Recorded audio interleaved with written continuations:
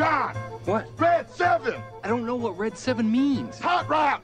I don't. What is hot route? Will you just go stand on the other side, please? Down! Come on. Ready, down, set, hut, hut, hut, hut! Hit me! Booyah! That's what we call a sack lunch. Nom, nom, nom, nom, nom, nom. It's time for the Soonerscoop.com postgame show presented by Eskridge Lexus in Oklahoma City. Eskridge Lexus is the official travel partner of Soonerscoop.com podcasts. Now, here's your road crew, Carrie, Eddie, and Bob, wrapping up all the action and reaction from this week's game. All right, we are here live from just outside of Arlington, Texas, where the Sooners have done it. They have won the Big 12 championship. They beat the Texas Longhorns 39-27. Kyler Murray gets his revenge against Sam Ehlinger. Tom Herman, going to be honest, acted like a little bit of a bitch in the post-game press conference. Did you expect anything Which different? Was not surprising. But Sam Ehlinger, or go ahead, Eddie. Go ahead and call him by his name. Ehlinger. There we go. Oh, Ehlinger? Yeah. Or I don't mind you Ehlinger? screwing up his name. Is it Ehlinger? Yeah, don't use the hard G if you want to. If you really want to tweak Tom Herman. I thought you wanted me to call him a kitty cat. No. No. He has to take the L pussy this time. Yeah, not Kyler Murray. Yeah, that was it. First off, one of the better games that I've covered.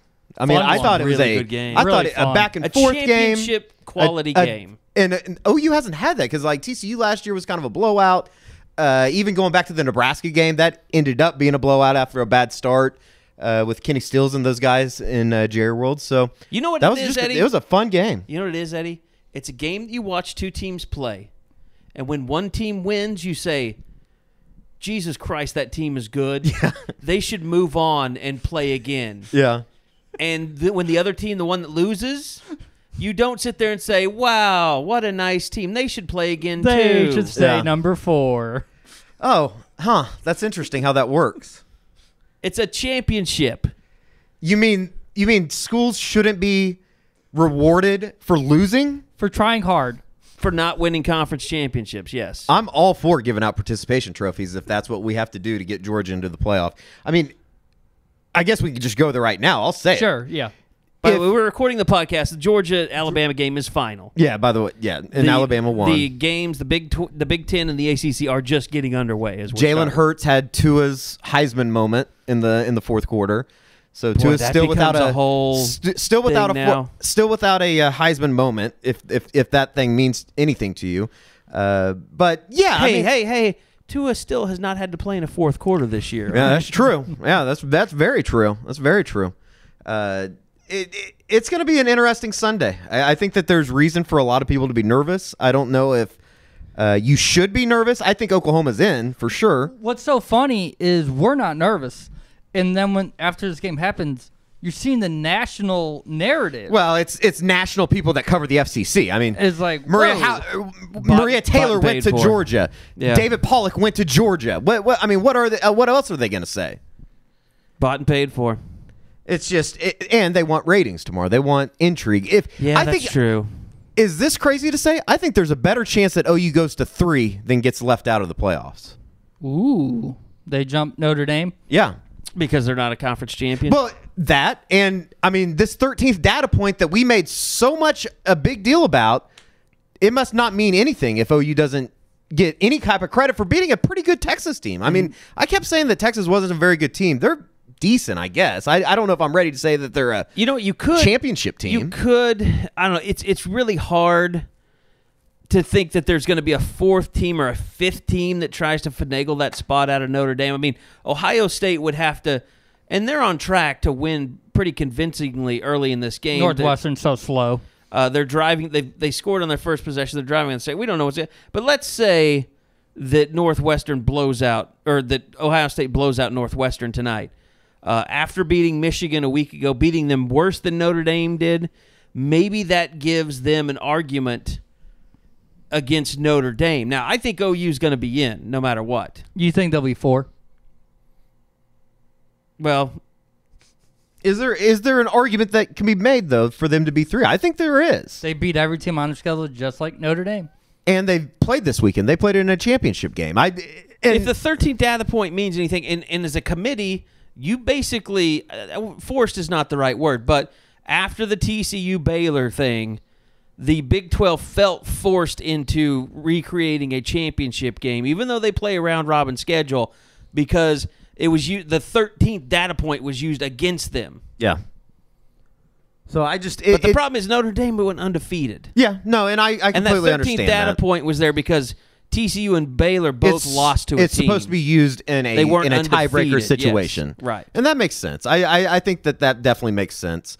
But, yeah, it is what it is. It's going to be interesting. I think there's going to be a lot of people that are over the next... It's almost about 8 o'clock right now on Saturday night. 15 hours. The next 15 hours. There's going to be a lot of debate. There's going to be a lot of Twitter discussion. There's going to be a lot of David Pollack with Georgia penises all in his mouth. It's going to be interesting.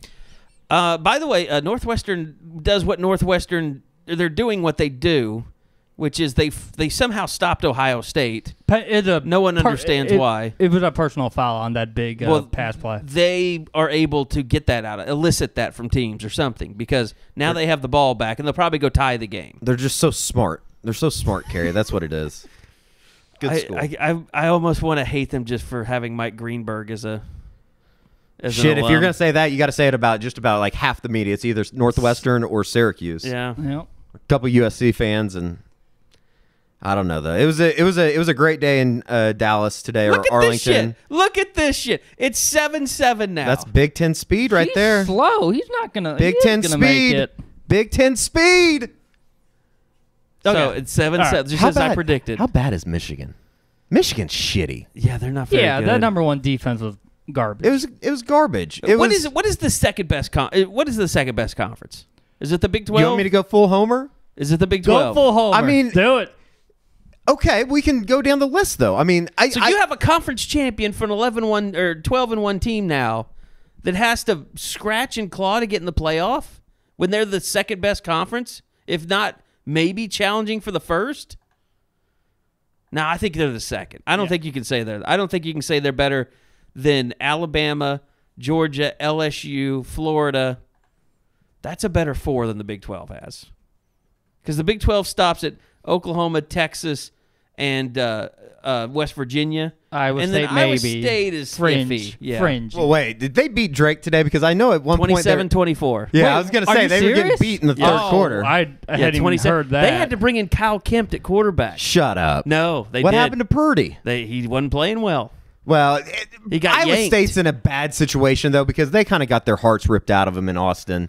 Had to come back, play a program that Kansas is State. being held hostage by a geriatric, and then played a game that I'm sure They barely nobody... beat Kansas State. I know, and then I'm sure that nobody wanted to be there today. So playing a rescheduled game on the day of your conference championship, that has to be a tough spot. hurts. That was a tough spot. And Matt Campbell's probably been interviewing for NFL jobs all Kind week. of like your mom setting you up on a date when your ex-girlfriend's getting married that day. Yeah, to like take your mind off of it. Yeah. Yeah. It's not even like a good date. It's like a No, it'd be like a making pottery class together or something. but instead of taking her out to dinner, you're taking her to the reception of the wedding. Or you're taking her to another wedding that's next to that one. Something along Yeah, like those lines. shared in the same hotel or something. Yeah, exactly. That'd be shitty. That would not be a good situation. But Okay, so back today. to today. Back to the actual game. It was, Eddie said, it was one of the best games that any of us have seen in person in a long time. And it was great because both teams were making plays. Yes. OU's defense was making, but Texas started out 3 of 3 on third down. and they weren't 3rd and 1s. It was wasn't it like 3rd and 11 and a 3rd and 9. It was 3rd and longs almost exclusively. And then OU somehow held him to 1 of 5 for third down close out the rest for the of the rest half. of the half. It's crazy. I mean, They, we've shit on the defense for almost literally 12 games. no, every game, yeah. Yeah, They didn't play bad today. Well, Florida Atlantic, we didn't shit on them. It was 14-6, and They're not making a bowl. Texas got the ball back. If Amani Bledsoe doesn't get that sack, yeah, it could be 21-6. easily. Who knows what? Easily. And everything changed happened. in there in about, I don't know, 3 or 4 minutes of the second half. It felt almost like the first matchup where it was the 8-minute stretch in the fourth quarter where the offense went nuts for OU, except this time it was both offense and defense to close out that first half. Yeah, and I mean, getting the ball back with just over a minute left or 59 seconds or whatever it was. Without a timeout. Without a timeout, and it was the Nick Basquin show, which was kind of good to see. I mean, and Lincoln had talked about, like, he's not been back, and it's taken him longer than they thought it would to come back from that second Achilles injury. But he makes 2 really big catches. CeeDee Lamb, I think, did CeeDee Lamb make the third catch on that drive? Yeah, that was the one that could have been that Texas fans really wanted to. By the way, what a bunch of whiny bitches the Texas fans were today. Ooh, they were. They had, like, what, 12 penalties? What was the final penalty total? It was pretty bad. Looking at 13 for 128 compared to 5 for 60. And they had, like, 11 at halftime or something. Yeah, it was bad. Just undisciplined. But I mean, it wasn't like there was chintzy. Like, look, there is no ref in this conference that is just going to let a PI go. Like, if you're anywhere close to breathing on someone, like, there's no, like, fine details of what is and is not pass interference. It's just, if you touch someone and the ball is coming in that direction, it's a penalty. Especially if you don't turn your head. You turn your head, you get a little bit benefit of the doubt. But if you're just face guarding and hoping, that's a flag. Yeah, and OU has some guys in the secondary that just refuse to turn their head. I don't understand that. Yeah. Like, there was a point in the mid-first quarter that I told Nate Fagan, we were sitting there on the sidelines doing video and stuff, and just like, I don't understand. I feel like I'm not saying I'm a coach or that I know more than anybody, but like, turning your head to find where the football is seems like something that one would do if they wanted to be good at the defensive secondary. By the way, look at this shit. Northwestern is trying to get it like a 3-and-out on Ohio State now. Ohio State isn't. I don't think Ohio State's the team to worry about now. It's Georgia. And it's weird how that narrative has changed. Yeah. That now it's Georgia because they played well in a loss. They lost today. I don't understand how that even comes across as something that's logical. And it wasn't their first loss. It's their second loss. Yeah, it just, that is bad to LSU. That is illogical to me that because Georgia played well today. It's not. That can't be. I mean, I can't buy into that. Pat 40 just wrote a column. Both of them should be in. Who's both? Alabama and Georgia. Saying two from SEC. We'd see the same game. It'd be 1 versus 4 in 4 weeks. Why do they play the goddamn games? I mean, what is this? Is this just and because... when did the SEC all of a sudden... The SEC people can't read. They're not going to get clicks off of this. So why are they writing these articles? It doesn't make sense to me how that is even a thing now. Like today, going into today, it was if Georgia gets beat, which they did, it's going to come down to OU and Ohio State. Right. Georgia played well for 3.5 quarters, and now they get in? I think all these people are high. They lost to a backup quarterback. And they were up 28-14. They were up when the backup quarterback came in. It's incredible.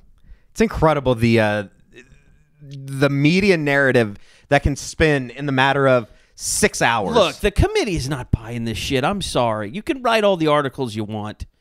They're meeting at 11:30. They're meeting tonight. Right, tonight. I mean, they're watching these games right now. Just like they're sitting in Irving. We're here in Las Colinas. They're sitting around watching these games, talking about it, eating their bacon, whatever they do, and they're not reading Pat 40. Maybe they are. Maybe some of them are, but well, you're probably, to be honest, if you're reading Pat 40, it's 2018. You probably need to find somebody else. Well, there are a lot of old people on that committee. He's an idiot. Are they going to stay up to watch these games? If we are taking Pat 40s... Are you just going to attack every person that works for Yahoo or Rivals? Is it just your goal to just alienate everyone in the company? Maybe. I mean, if we want an update on swimming, we'll go to Pat 40. Well, his daughter's a swimmer. Yeah. So we hear about it. And the other guy that you're talking about is a ghost. Yeah. Which that ghost was tweeting a lot tonight. I saw that, which, by the way... I'm not going to name names, but there was a lot of Texas media people that came up and thanked me. Ooh, that's funny. I like that. Actually thanked me. So I don't want to get into it. We'll move on. But we'll move on. I thought you were going to say. By the way, okay, I'm just going to throw this out there because we haven't brought it up yet, and let me see here. We're 15 minutes into the podcast. Not a single snap for Bookie tonight. It's wild. I kind of liked what they did though with Trey Norwood. I mean, he 3 corners. It and seemed like he missed on a couple, but they didn't give up the big play today.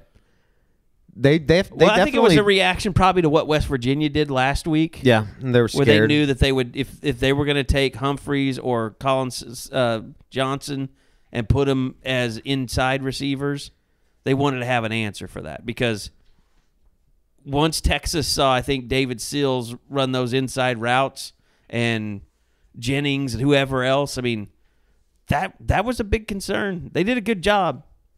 Texas did a good job, too, defensively. Yeah. I mean, I think you got to give them a lot of credit. Texas? Yeah. Yeah, and they slowed OU down. Which is incredible because what they finish with. Other side. 29 first downs and 508 yards of offense. Because it was OU that wasn't getting the big play, no matter how many times they tried for it. That's just crazy to me. It was a weird day because like Marquise and he just never could get going. I mean, Kyler were never on the same page all day. Between Miles or Teese when they were close to be on the same page, either the Texas defensive back would make a really nice play, or Marquise Brown would just drop it or not be able to secure it. Yeah, and it's like the play where it hit the ground when he rolled. It was off all day. Miles Teese, Nick Basquin, and Lee Morris. I mean, they came in up. the fourth quarter. They came up with some big plays. They came up with some big plays in between. It was just a really good performance. Is that the most complete, quote unquote, complete performance OU's had all season? Yes, absolutely. It's not even a question. Not even a question. Let me ask you this: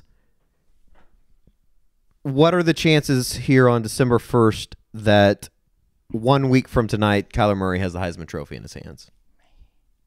A lot better than I thought. Improving. A lot better than I thought. I mean, I'm at the point now where I would have to make a hard argument for Tua. I just wonder how many. There's so many of those votes out there. If you've sent in your vote already, that's you what should I'm get saying. it taken away. I guarantee there are a lot of people that send it in. If these you've games are already ever played. sent it in, not only should you get it taken away, you shouldn't be credentialed to cover college football. People give these. They give these voting privileges to stupid people all the time. Oh, that's another conversation in itself. There's a lot of people that shouldn't have Heisman Trophy votes that do. No, I mean it's just Jalen Hurts won Alabama the game today, and granted, it was because Tua got hurt, but he came in from 14 down. Yeah, he was 14 down when he came in and took over. That would be insane to me. I don't know that we got much out of. I mean, it's one of those things like Lincoln Riley has to stump for him a little bit. But it's one of those things like you can't force it. Like Baker didn't win a Heisman because of anything that anybody said in a press conference. He won it because of the situation and the opportunity he had on the football field. So I think the thing that hurts Kyler is like Tua had that moment last year to win the national championship. And it's like that counts. It's not supposed to count. It's supposed to be year after year, but that is added on to his aura, his mystique, his reputation. And Kyler came into the season with nothing. It's been just an incredible year in the fact that there's been so many ups and downs.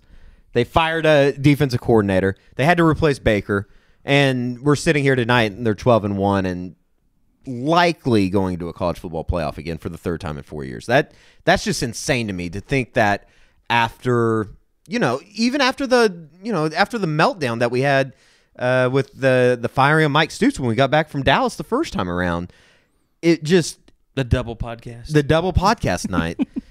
It's been a hell of a job by Lincoln Riley, I think, in keeping this thing together. in a way. Gotta be like herding cats at times. He just kept saying, just win and everything will take care of itself. I'll say this, it is Let me know when I can throw a conspiracy out too as well. It is super ballsy that they just told Bookie, you know what, you're not playing anymore. I mean, like... Yeah, because he played all on special teams.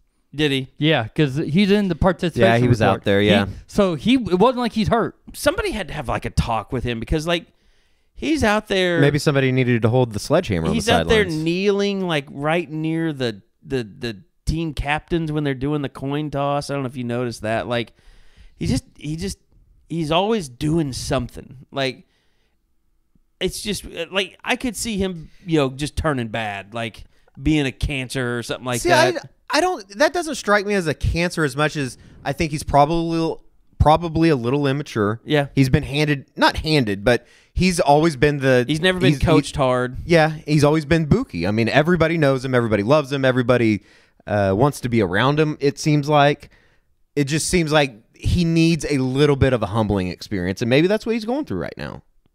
100%. That's what he's going through. You had 3 corners and Barnes.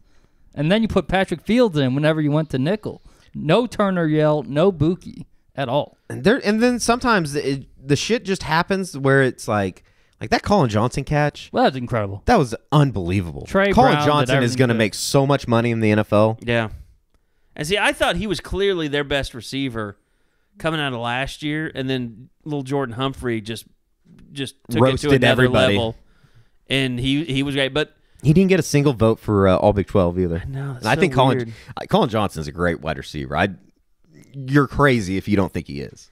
Okay, by the way, we've been talking a little bit roundabout about guys that played well. Let's go ahead and do this. Eskridge Lexus is all about embracing the best. That's why they are the official travel partner of the Soonerscoop.com podcasts. So it's time for us to recognize the Sooners' best with our Eskridge Lexus Player of the Game. All right, it's time for the Eskridge Lexus Postgame, Eskridge Lexus Player of the Game. And I want to remind you guys, at Eskridge over at Eskridge Lexus does a great job supporting the podcast. Big reason why we're here. In Lexus right now, they're starting their December to Remember event. And you guys, I'm sure you've seen it if you've been watching the games on television today. A lot of Red Bow December to Remember commercials all over TV. But it really is the best time of the year to buy a car. And Eskridge Lexus has a great selection of 2019s out with special holiday incentives. And that is on top of a special Sooner Scoop price that you'll receive when you mention that you're an unofficial 40 or a Eskridge Lexus postgame podcast listener or a Sooner Scoop subscriber. So go check them out, eskridgelexus.com. I am driving a 2018 Lexus GS today. It's the first time I've ever been in a GS, and it's everything that the other ones Lexus has been. Yeah. It's a fantastic car. So basically, they're trying to give away cars for free. If you listen to the podcast, you're basically trying to get a free car. It's not a bad deal. Not free? No. I was trying to figure out where you were going with that. No, I'm saying that those are hell of a deal. For Lexus, it's awesome. You got double the deal. The December to Remember. Oh, okay. And Yeah. That's what Eddie's saying. Okay, I got you. I'm not talking shit. But no, they'll do a good job for you. They'll take care of it. Just tell them you're a Sooner Scoop listener, subscriber, and Ed will take care of you. All right, the Eskridge Lexus Player of the Game. It's kind of Kyler Murray was the MVP. I think we'd be remiss if we didn't mention that. But you also had some really big plays once again. Last week it was Caleb Kelly, and then it was Curtis Bolton. Today you had Trey Brown, probably the play of the game and the safety that really stole all the momentum back and swung it in Oklahoma's direction. And then on top of that, you had Trey Norwood finally making an interception today. Yeah, I'll throw in Grant Calcaterra. Oh, boy, what a catch. Both touchdown catches were really nice grabs. For someone who's had some issues with hands throughout this season, those 2 touchdown catches erase everything that's happened before. Yeah, and that was kind of the play of obviously not the play of the year, but I mean, to come up with that stop, 3rd and 10, I love Austin Seibert, but I'm not trusting him there at the end. It would have made it by 8. He had to bang one in right. to get up by 8. Yeah. That's it. So bizarre. That was a hell of a play on 3rd and 10. It was a hell of a ball. It was a better catch, one-handed grab. Bob, you had a great shot of it there in the end zone. I thought the first touchdown was a hell of a grab over the middle. They both It was were. a good throw. So and Calcaterra also had another one today on the Texas sideline that I thought that was Kyler's best throw of the day. It was across both hash marks. I mean, I think that's your quote unquote NFL throw from Kyler today. So that was pretty impressive though. Grant Calcaterra was great today. That was the Grant Calcaterra that I think everybody thought you were going to get this year. And that's why he was first team all tight end. I don't know if he earned it throughout this season, but he looked like it today. He looked like it today. Here's the thing. I think Kyler Murray, 379 yards, 25 of 34, 3 touchdowns. You know what I liked about Kyler today is early on, I think he could have gotten frustrated with the fact that Texas Texas was really saddling him, and they were, he couldn't get out and run at all. But as the game went on, it was like he figured out the flow of it, the patience, and he started making some plays with his legs. He started picking up 3rd downs. And then, the throws at the end finally kind of all came together. But getting CeeDee Lamb back involved today I thought was big for the offense, even though he had a How about that? really crazy You know fumble. what's funny? God, just get down. Get down. 54-yard I know run. you want him. I know he wants to score there. You have to have some type When of. you avoid, though, 9 tackles, you really think that anybody's gonna come and knock the shit out of you and knock the ball out? He just didn't know that the guy was coming. Who was it? That was a great hustle play to chase him down. Gary Johnson? Was it? Yeah. I think that's right. That was a great play to chase him down Unless like it was that. Boyd. No. It's a bigger dude. Like Boyd was 33. the guy that hit Yeah. Marquise Brown. And that's what I was going to say. Both of the receivers took major hits trying to make that extra yardage. Brown, he might be out for the season the way he looked. Yeah, and that then was not good. Lamb had the fumble. The only thing that was good I thought about Brown was, and Lincoln was asked afterwards, and he wouldn't give any hints he said he didn't know. But the one thing I thought that was good was that Brown did show back up for the presentation. Yeah, he was wearing in a boot. standing up on his own. He was originally wearing. He was on crutches in the 4th quarter, and I don't know when that transition took place, but he lost the crutches. I think after he came back off the stage. So I don't know. It would Maybe be interesting. It's a Hamidou Diallo situation. I don't know. The last play. They had to it was the last play of the 3rd quarter to get the Gator over there to take him off. That was so weird. The play that he got hurt on was the last play of the 3rd quarter, though. He caught the ball up against the OU sideline, made a move, and then Boyd hit him. Yeah, I've gotten a couple I don't even know if they're reports, but a couple of my buddies texted me and said that they showed him on TV. He was crying on the sidelines. Right. I've heard the same. So that wasn't good news. We'll have to kind of wait on that one, though. Offensive line I thought was just okay at times. I mean, Texas really has kind of figured out how to screw with them, it seems like. I mean, you had guys like, I noticed there were plays where Cody Ford would just run 3 or 4 yards and couldn't find anybody really to match up with. And they were shooting gaps, and I don't know, it was an odd day for the offensive line because they never could get into a rhythm. I kept wanting to see more and more Kennedy Brooks. But really, in the end, Trey Sermon did a nice job of kind of running some clock there. I mean, that was it. I think, Kerry, you asked him after the game, Sermon. It kind of reminded me of last year. TCU. They were like, okay, we're gonna run the clock out. And they successfully completely ran it out last year. Yeah, they sure enough did. They ran a 6-minute drive that ended with that Calcaterra touchdown. And Murray was 3 of 3, 49 yards, and Sermon was the workhorse. There's some getting the other yards. There's some booty holes that get tight though, even if it's an 8-point game there. Oh yeah, for sure. I mean, that was in the 4th quarter. OU was never able to just really kind of get that lead back out to 12 or whatever. Well, can you imagine that drive at the end of the game? Backdoor cover, by the way. When they're down by 12, and they're going down the drive where Norwood intercepts it. Like, if that's still 8 right there, maybe they don't intercept that pass. Yeah. No, you don't know. I mean, I agree.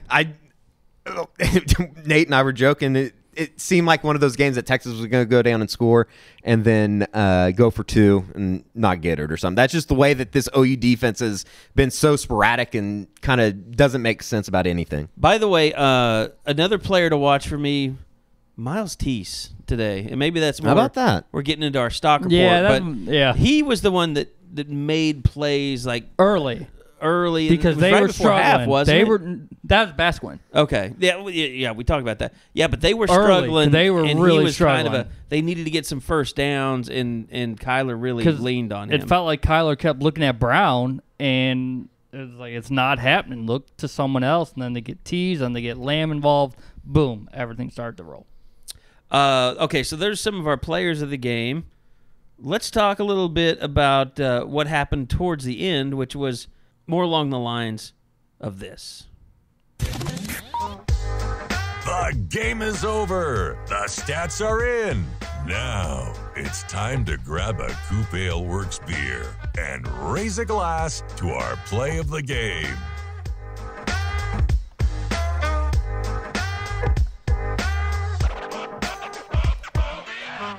All right, so Coop Ale Works play of the game.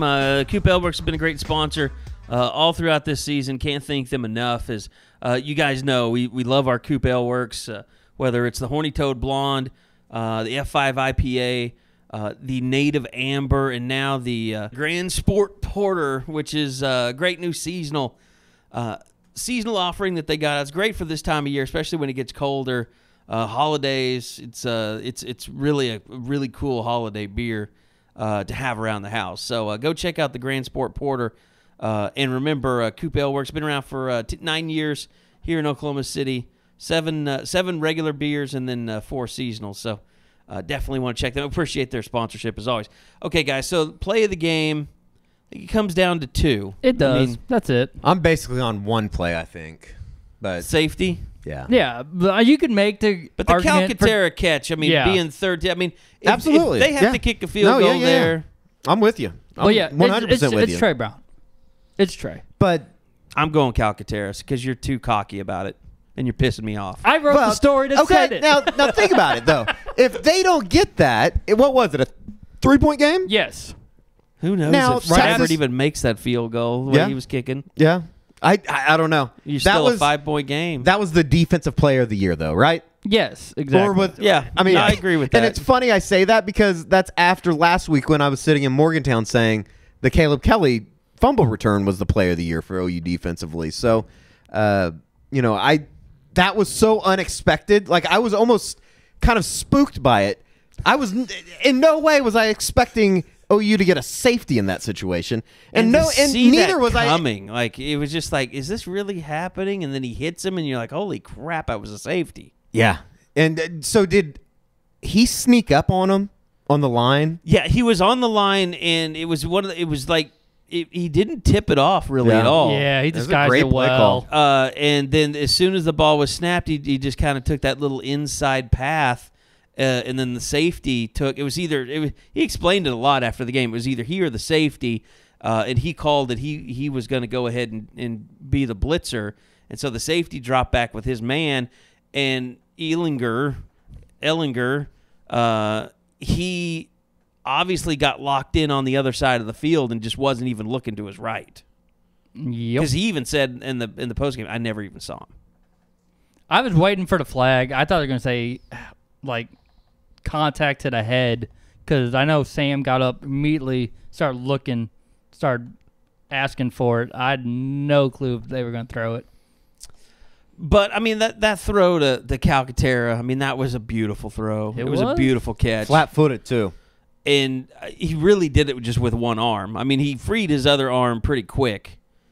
But everything about that play was Big 12 championship worthy. That's the best thing I could say. Yeah, that's one of those moments that if you're going to win the Heisman, you usually have, right? Yes. Yeah. I would say so. Like, I'm starting to think Tua had it. It just wasn't this year. Yeah. Well, I mean, shit, let's give him a Lifetime Achievement Award then. I mean, I'm starting to get really triggered even thinking about this thing because, A, Kyler should probably win the Heisman Trophy, and B, what are we really doing here if you get blown out by LSU, a team that can't score points against anybody, and then lose your conference championship game?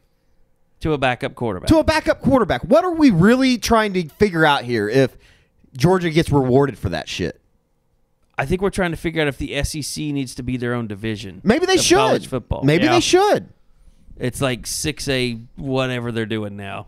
I mean, because when you run through the gauntlet of Kentucky and Tennessee and Missouri and Arkansas and Mississippi and Florida, who's in the top 10 for God knows what. Yeah. Well, LSU, I mean, they've been in the top 6 or 7 for nobody knows why. It's just crazy to me. And then the SEC will run off some kind of bullshit record in the bowl season and everybody, they beat up on each other every year. All right, you ready for Kirby Smart? It boils down to one thing. Do you want the 4 best teams or not? Give the coach on the other sideline a vote for who he doesn't want to play. I promise you it starts with us.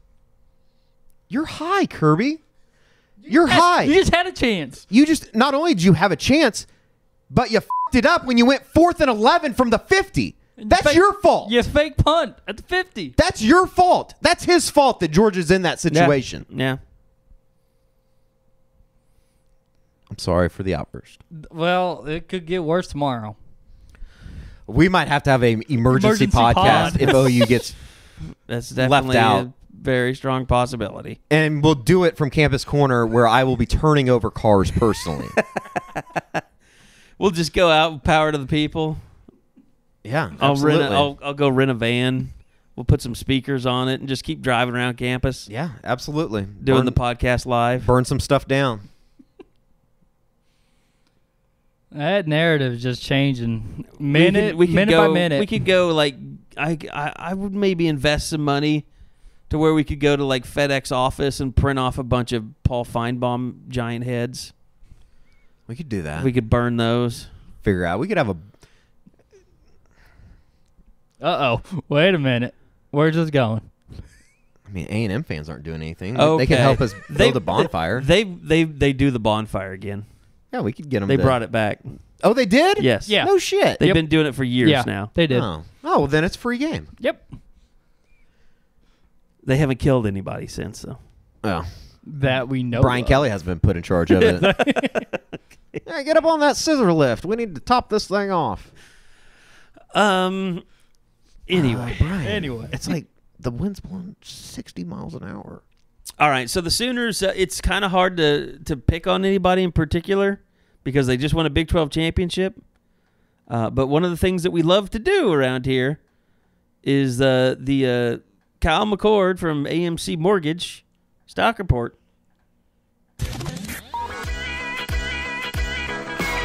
Whose stock is up and whose stock is down? It's time for the AMC Mortgage Stock Report. If you're on the move, check in with AMC Mortgage for all your home loan needs.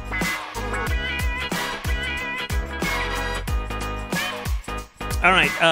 Hey, go check out my buddy Kyle McCord with AMC Mortgage. If you're looking for a new home, you're looking to get yourself in a new place, maybe you want to upgrade from where you were.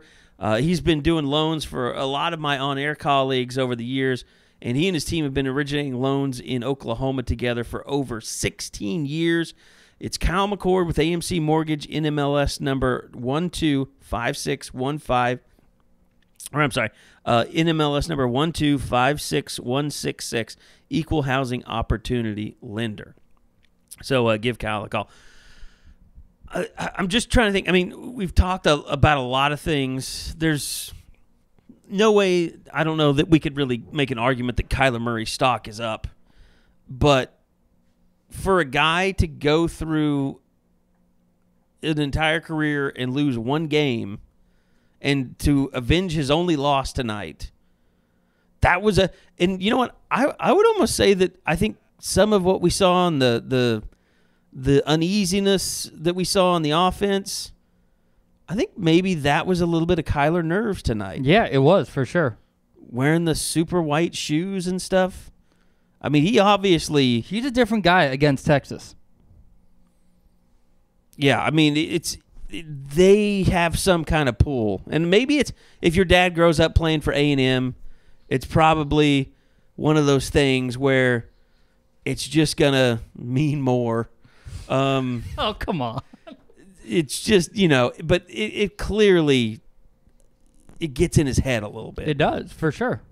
Because he was not clean. And it wasn't until that after the end of the first quarter, because that's the first time in 25 games they didn't have a touchdown in the first quarter. In the first quarter, yeah. Holy shit! Are you serious? Yeah. Seriously. I didn't even realize that. Yeah, that was the big stat that in the was a press box. big stat today. You guys just have so much fun up there without me. You get to hear all the colorful stuff down there. I'm grinding down there with the people, hollering at people in the stands.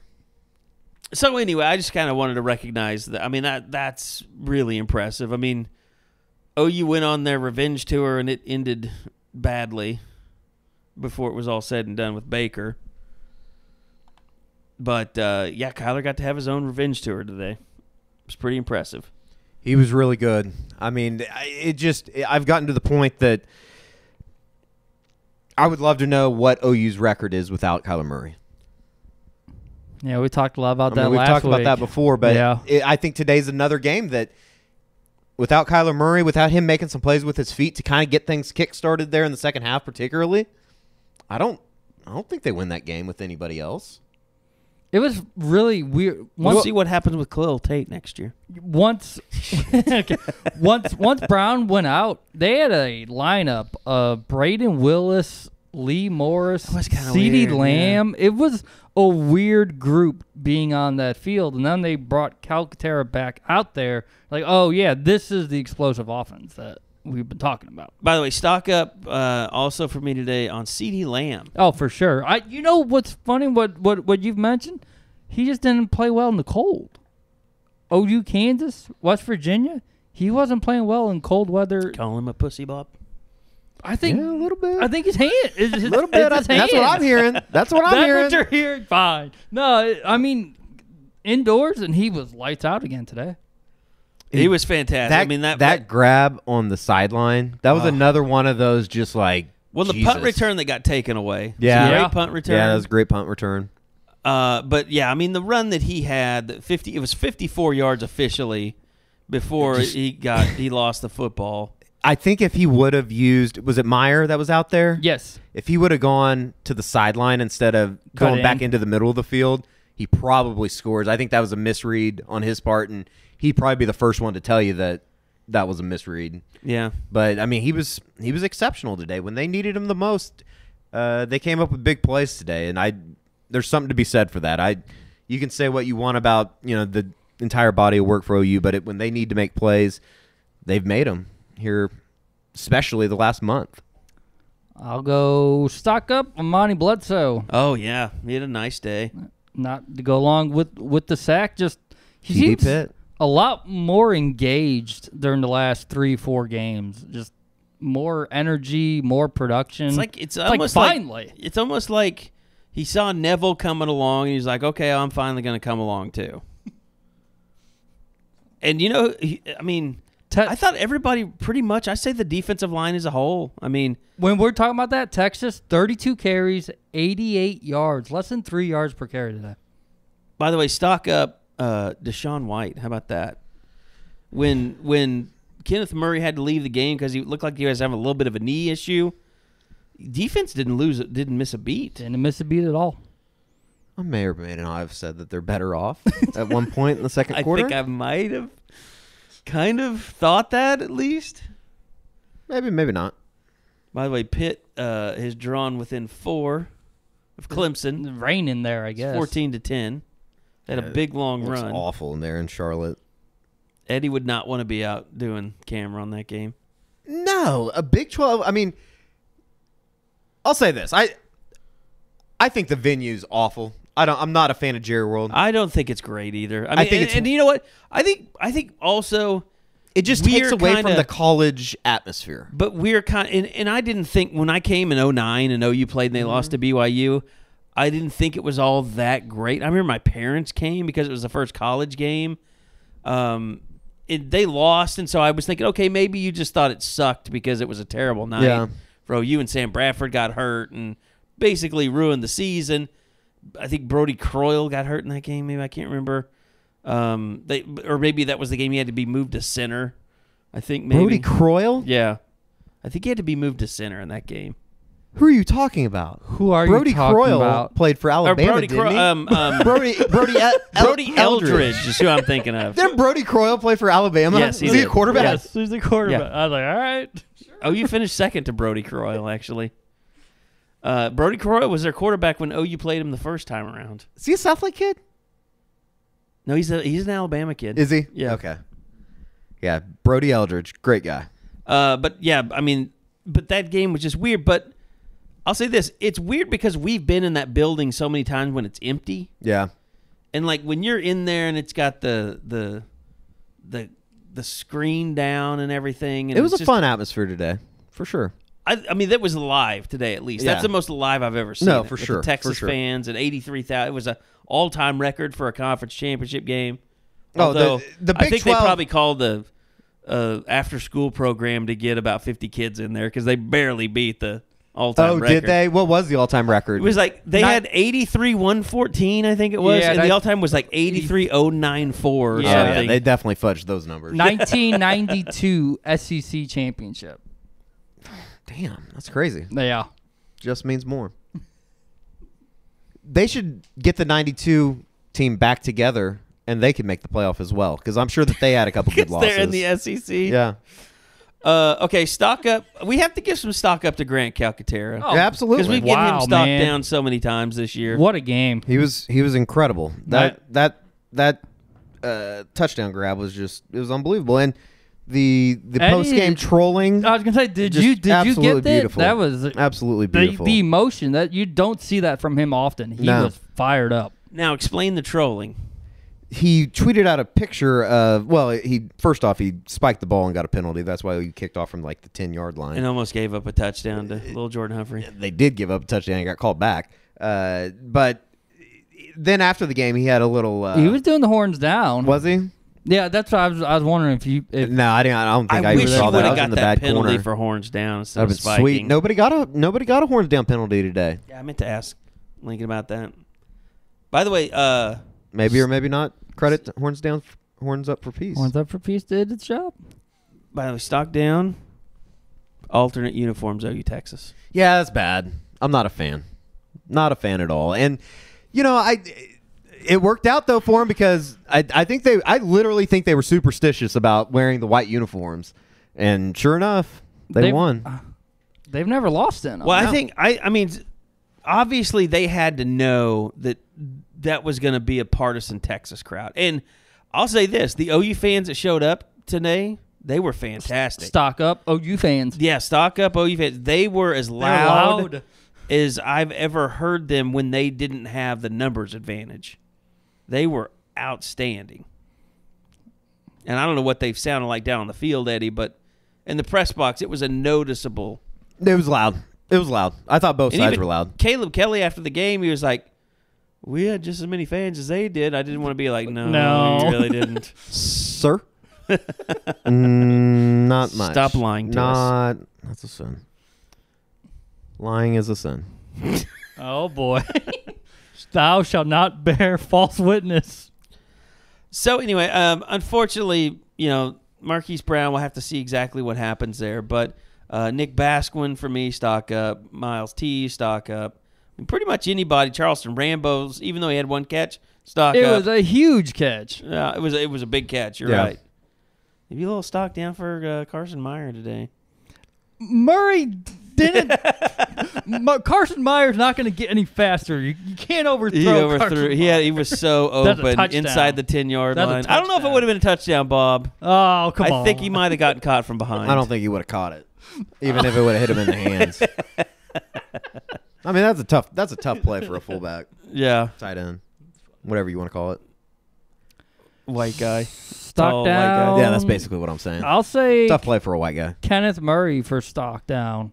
I agree. It just Not sure. I mean, his tackling is an issue. So what do they do there? I mean, that's a question probably for an unofficial 40 or something on down the road. But is he like the other Bookie problem? I mean, I'm not saying he's an attitude problem that he won't listen to coaching, because he obviously will spend as much time in the film room as he can. And I almost feel bad for the guy because I think he wants to try. He's trying hard. He's trying to understand everything. He just never played the position, and he's trying to learn on the fly. And in this conference, you can't really learn on the fly. He's like an exotic car that's always breaking down. Like it's a beautiful. Everything about it is beautiful, but it just gives you so many headaches. You can't ever get it out on the road. Yeah, you can't. Just got to keep it in the garage sometimes, or take it out around the neighborhood for a couple spins. But then it breaks down. You got to put it back in the garage. And that sucks. They need to. Maybe I don't know. Maybe he'll learn some stuff at the Eddie Radosevich sponsored summer prison camp. Oh, that's right. That's true. Because they're all still going. And just because you won a Big 12 championship doesn't mean you can't go. Because there was, in the first, 16 minutes of that game, everything about what OU was doing was Charmin soft. Yeah. For sure. It was, and Eddie, you tweeted this, but there was a point when it was 14-3, was that? 14-6. 14-6 when, like, I thought it was going to get ugly. You did feel like there was a potential blowout brewing. Yes, absolutely. And then everything flipped. OU scored to get back in the game there, 14-13, and then all of a sudden that PI, the pass interference that backed Texas up to Colin midfield. Johnson, on the touchdown catch. I think it'd be a good question to Tom Herman right now, and he wouldn't tell you because he's a prick, but he is. It would have been interesting if Texas would have just gone for it there instead of kicking it. There were a few times I was surprised, like Lincoln didn't go decision? For it, where Tom Herman should have gone for it. I thought it was a terrible decision too about taking the delay game and then punting it into the end zone. Made no sense. Yeah, that was a bad punt. And then OU goes on a 5-play, 41-second drive without any timeouts. All they used was sidelines, and then was it Well, then they had the running. They had the running play that led to the personal foul. That's right. On Becky Hager. So who Becky Hager deleted his Twitter account. That's what I thought we were going to talk about. Yeah, that's just incredible. That's incredibly soft. After Austin Seibert did what he did to him. That's incredibly soft. The guy needs a haircut is what he needs. They didn't he's win. Supposed to get one, but they didn't win. I mean, what becomes of Breckenhager? Is he's gonna end up being one of those guys that you see on the Longhorn Network, on the Longhorn Network, or like on the news? Not even on the news. Maybe the next time you're in Austin, you'll see him begging for money on the side of the road. He'll probably be one of those guys that just he goes and lives in his jean shorts, and he becomes like the townie that. Oh, the rest of his life will be centered around he played football at the University of Texas. Damn right. It's going to be very dazed and confused. And by the way, he had one tackle tonight. He had one more than all three of us. Unbelievable. John Shin just absolutely bodied him on Twitter tonight. I retweeted it. Go check it out. You can't talk that much shit and then just not show up. No, not at all. He had as many personal fouls as he had tackles. Think about that. When you have one tackle and you talk that much mad shit, you deserve the kicker to call you out. Absolutely. 100%. Austin Seibert. And you know what? Actually, I retract my statement. It's not soft. You have to delete your Twitter account after that. Like, he's just playing by the rules of Twitter. That is the rules of Twitter. Of society. If you have as many personal fouls as tackles after talking shit the entire week and then get bodied by the kicker. 2 weeks out. He did that before 2 Kansas. weeks. That's right. Yeah. You have to delete your Twitter account. Well, they did they sort of took care of business. I don't know. I mean, Texas they're close. They're not there yet. No. But they've got a good defensive coordinator. Yeah. And they got some good athletes on defense. They've got a great secondary. A potentially great secondary. Unless Tom Herman gets caught up in some kind of Asian massage parlor sting, Texas is going to be good for a while. I mean, there's a reason why. Weird? There's a reason OU fans. I don't know about worried, but Texas Tom Herman's a good football coach. I mean, as much shit as we talk about him, He knows what he's doing. OU needs this. Oh, yeah. Texas Absolutely. needs this. Absolutely. I mean, there's never been a great for better the conference. time for OU and Texas to be great again. 100%. Texas go Fiesta Bowl, or you think they get left out of the New Year's Six? I think it all depends on what happens with OU. Bob Bowlesby talked to the media, and I think their expectation is if OU gets into the college football playoff, they'll play in the Sugar. Okay. If they get left out, they're going to the Valero, Alamo. Man, I feel sorry for my Texas media brethren. I was telling them about all the exploits that you can go through in New Orleans, and I think they were getting pretty excited. Were you telling them about the shot chicks and Rick's Cabaret and everything that comes with it. Bourbon Street. They haven't been in a They haven't yeah, been. they haven't been. Wow, that's crazy. Yeah, I mean, New Orleans, for my money, is one of the best bowl experiences out there. It's awesome. The food is great. Yes. I am. Oh, I mean, man. any place that you can walk into the media hotel and they just have gumbo at the ready, sign me up. That's Food my is type of good, place. but I think I've gotten too old for New Orleans. You are still of age to enjoy it. Well, anybody can drink in New Orleans. There is no age limit on Bourbon Street. The great thing about Young New Orleans or old. is Young or old. the great thing about New Orleans is the media hotel. At the very end of it, there's a liquor store. There's a liquor store, and you can literally walk to Bourbon Street. Yes. Yes. New Orleans is the most distance. walkable, accessible place in the entire country. And sometimes Eddie walks back to the hotel after he's fallen in mud. That night, Jake Trotter and I took a beautiful 2-seat gondola ride. Or not gondola. What do they call those things? Gondola? What do they call those? Street rides? I don't even know what they call them. Rickshaws. Rickshaws. Yeah. Rickshaws, yeah. It was a beautiful New Year's Eve. Did you fall getting out of it? I don't remember, to be honest. It was a fun night, though. All right. Well, we're gonna find out. 11:30 tomorrow, right, guys? That's when the show comes on. The show starts at 11. You don't know when, but they'll it's like start. a 4-hour show, right? Probably. Yeah, probably. I mean, there's If like you're an OU fans, just say your prayers tonight because it's gonna be interesting. And interesting enough, we don't get anybody tomorrow except for a teleconference by Lincoln Riley. there'll be a bowl teleconference. whatever Right. bowl they're part If they of. go to the Orange, it'll be an Orange Bowl teleconference. If they go to Cotton, it'll be that. I thought it was interesting. The Orange Bowl officials were there today. I don't know if that means a Yeah. whole lot, but I got That a is picture of him interesting. and Riley talking after the game. I don't know. Where are you guys as far as percentage chances that they come back to Arlington? Pretty low, Yeah. 5 to 10%. Like I'm mentally I mean, preparing. it's Alabama's choice. See, unless Bama doesn't care that Yeah. OU's playing a home game. But I think Saban would care. because Bama plays well in Arlington, Yeah. so they wouldn't mind. They've already. I mean, Saban's already got to have an OU thing. There is no his way head. that committee sits in there and doesn't put Kyler and Tua against each other. That is that ABC or ESPN would literally shoot every member of the college football playoff committee, and I don't want to see that happen. Literally shoot. He's a They would literally, humanitarian over they here. would literally, bodies would disappear if they missed out on that TV opportunity. And you know what, too? I'll say this. If it wasn't OU, I think somebody else would be screwed. But that logo on the helmet means too much for the committee. with the way Kyler plays too. And in a super homer way, the logo of OU means more than the logo of Georgia. And that's the plain, honest truth about it. Is that crazy?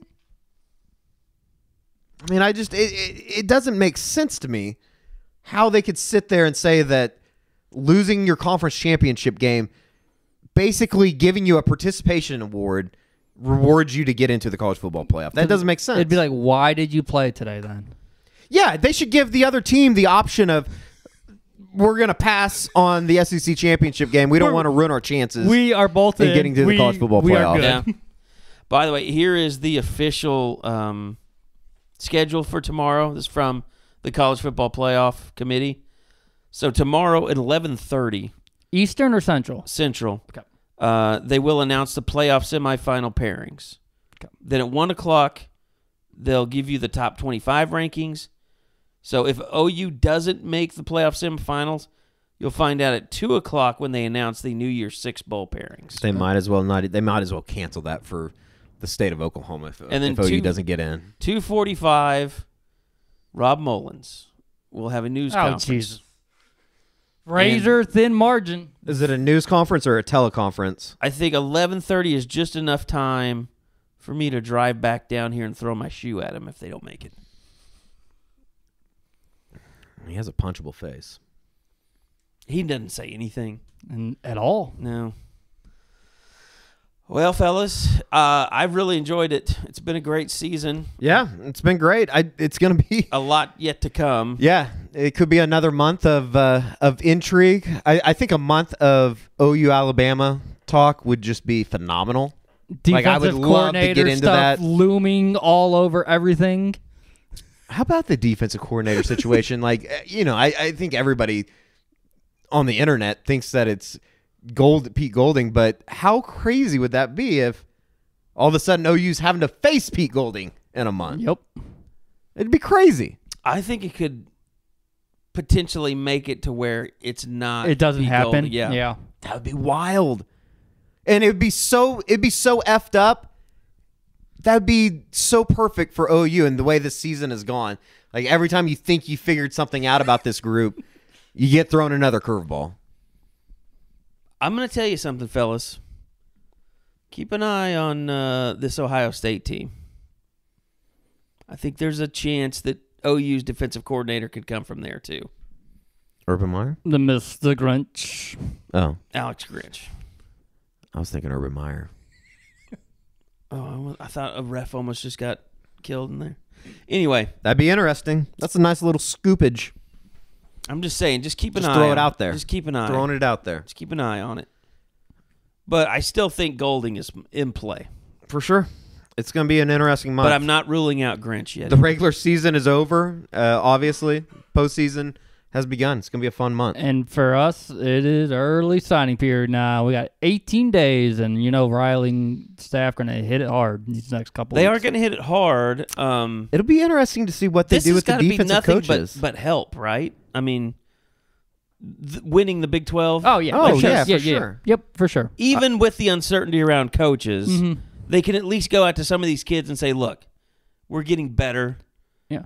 Trust us. We're going to put you in the best all situation. gonna be about the trust. We're Yep. still going to be going to the college football playoffs. Who else can you say Do that they about? send out defensive coaches on the road? I think you have to. You have to. Yeah. God, college football's so dirty. They're still getting paid. College football's so dirty. They're getting paid to do a job, that- Eddie. Chris I know. Steele You have stuff. to do that shit, but I mean- it's just it makes me feel just so weird thinking about that. That- You're basically lying to kids. Chris Steele stuff. I know. This week. That's, Yeah, you have to do that's it. the nature. You have to do it. It seemed like there was one other thing I was going to bring up, but I can't remember what it was. So who knows? We'll probably be having a podcast tomorrow if OU gets screwed out of this thing. I swear to A God. triggered podcast. I will be burning things down. Because Just not in my house, okay? no, it'll be on Campus Corner. I don't understand what we're doing here if Georgia somehow makes if Georgia it. makes it. Like I don't I would either. even be, and I don't think it's going to happen. I'd be okay with Ohio State making it. I would understand the argument. If it's Georgia, though, what are we doing? Why does the Big Ten championship logo at midfield look like a paint company? It's a weird corporate-y looking logo. Look at that thing. It's like an oil company. Yeah, that is kind of crazy. All right, well, we'll leave it at that. We'll be back for the unofficial 40 later in the week where Josh can join us as well. Clemson looks like they're handling their business. It's 21-10 just before halftime, and they've got the ball. So, look, as things stand now, I think it's pretty safe to say Oklahoma should feel good. OU fans should feel good about their chances to get into the playoff. But as Eddie said, there's always that chance, that SEC factor. And that it's you've gotta coming get hard. past. You even had Saban vouching for Georgia. What Tom Herman wouldn't do for Lincoln Riley and OU is what Nick Saban did What for a Kirby prick. Smart and Georgia. All right. Imagine that. He took the loss bad. He's never done that before. Well, they're all about class, Son Eddie. of a bitch. All right, that's going to do it for us here on the Eskridge Lexus Postgame Podcast. Thanks to Bob. Thanks to Eddie. thanks to you guys for listening all throughout the season. More to come, and we'll tell you more about as we go along. The unofficial 40, of course, every Wednesday. That comes out every Wednesday evening. So make sure you check that out. But stay subscribed here, and we'll give you all the latest. We'll come up with some more new stuff, I'm sure, as we go along. So thanks for listening. It's been a great season to cover.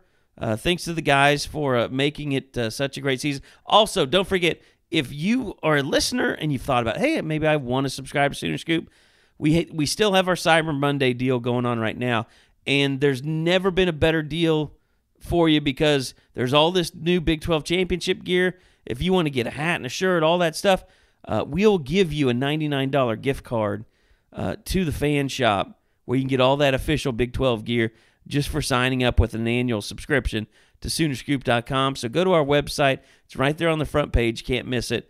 And if you thought about signing up but never have, take an opportunity to sign up now because it's basically a free membership. You get free $100 in gear for signing up for an annual membership. So it's a break-even proposition for you. So thanks for listening.